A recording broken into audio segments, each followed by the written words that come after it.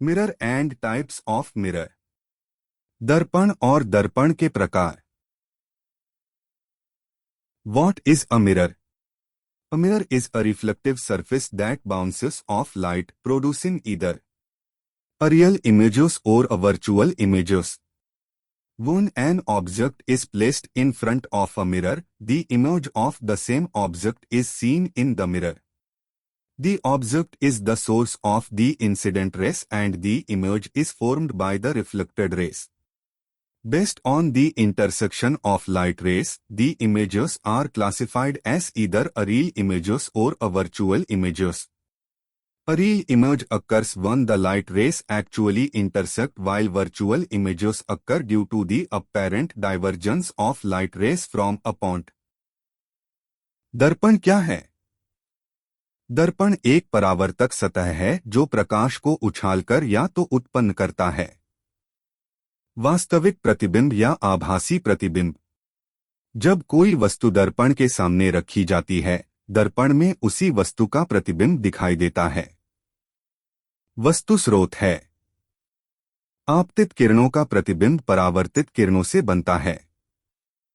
पर आधारित। प्रकाश किरणों का प्रतिच्छेदन, छवियों को वास्तविक छवियों के रूप में वर्गीकृत किया जाता है या एक आभासी चित्र।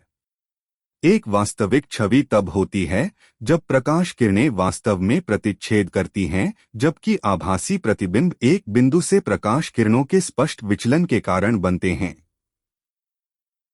Types of mirror. The two of the most prominent types of mirrors are plane mirror and spherical mirror. दर्पण के प्रकार। दो सबसे प्रमुख प्रकार के दर्पण हैं, समतल दर्पण और गोलाकार दर्पण। Plane mirror. A plane mirror is a flat, smooth reflective surface. A plane mirror always forms a virtual image that is upright and of the same shape and size as the object it is reflecting. समतल दर्पण। समतल दर्पण एक सपाट, चिकनी परावर्तक सतह है। एक समतल दर्पण हमेशा एक आभासी छवि बनाता है जो सीधा और एक ही आकार का होता है और वस्तु के रूप में आकार यह प्रतिबिंबित कर रहा है। Spherical mirror. Spherical mirrors are mirrors having curved surfaces that are painted on one of the sides. Spherical mirrors in which inward surfaces are painted are known as convex mirrors, while the spherical mirrors in which outward surfaces are painted are considered concave mirrors. गोलाकार दर्पण। गोलाकार दर्पण घुमावदार सतह वाले दर्पण होते हैं जिन्हें चित्रित किया जाता है। एक तरफ गोलाकार दर्पण जिसमें अंदर की सतह होती है। चित्रित किए गए दर्पण उत्तल दर्पण के रूप में जाने जाते हैं, जबकि गोलाकार दर्पण जिन बाहरी सतहों को चित्रित किया जाता है उन्हें अवतल दर्पण माना जाता है। Concave mirror. If a hollow sphere is cut into parts and the outer surface of the cut part is painted, then it becomes a mirror with its inner surface as the reflecting surface. This type of mirror is known as a concave mirror. अवतल दर्पण। यदि एक खोखले गोले को भागों में काटा जाता है और कट की बाहरी सतह भाग को चित्रित किया जाता है, फिर यह अपनी आंतरिक सतह के साथ एक दर्पण बन जाता है, जैसे परावर्तक सतह। इस प्रकार के दर्पण को अवतल दर्पण के रूप में जाना जाता है। Characteristics of concave mirrors. Point number 1। Light converges at a point when it strikes and reflects back from the reflecting surface of the concave mirror. Hence, it is also known as a converging mirror. Point number 2. When the concave mirror is placed very close to the object, a magnified, erect and virtual image is obtained. Point number 3. However, if we increase the distance between the object and the mirror, then the size of the image reduces and a real and inverted image is formed. Point number 4. The image formed by the concave mirror can be small or large and can be real or virtual. अवतल दर्पण के अभिलक्षण। बिंदु number 1। प्रकाश उस बिंदु पर परिवर्तित होता है जब वह टकराता है और वापस परावर्तित होता है।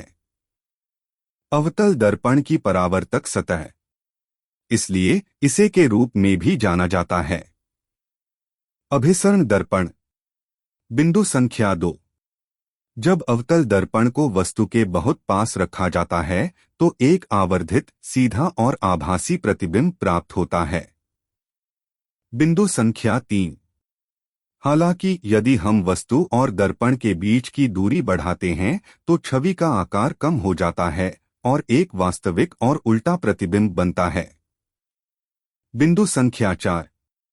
अवतल दर्पण से बनने वाला प्रतिबिंब छोटा या बड़ा और वास्तविक या आभासी हो सकता है।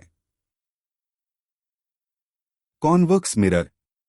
If the cut part of the hollow sphere is painted from the inside, then its outer surface becomes the reflecting surface. This kind of mirror is known as a convex mirror. उत्तल दर्पण।